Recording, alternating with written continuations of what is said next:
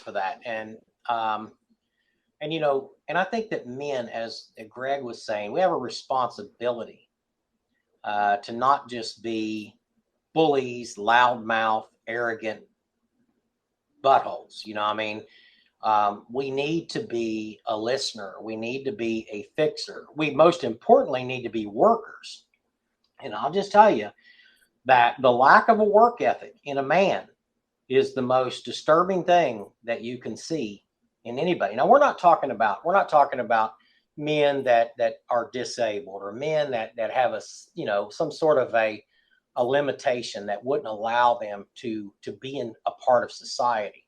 I'm talking about able-bodied men that should be getting their butts up, putting on their boots, their shoes, or whatever, and going to work and showing that family what an example you can be. My grandfather, my father, I watched them get up, go to work, come home, they were tired.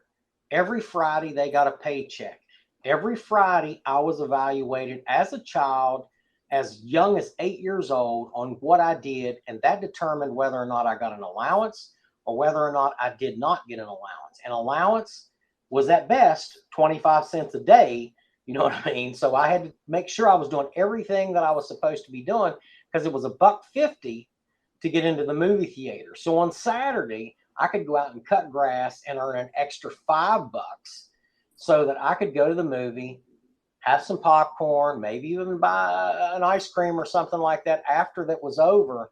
But ultimately, if I didn't do what I needed to do, I realized there were consequences for not doing the things. And this is in addition to going to school. But the one thing that stands out in my mind is the men in my family always worked.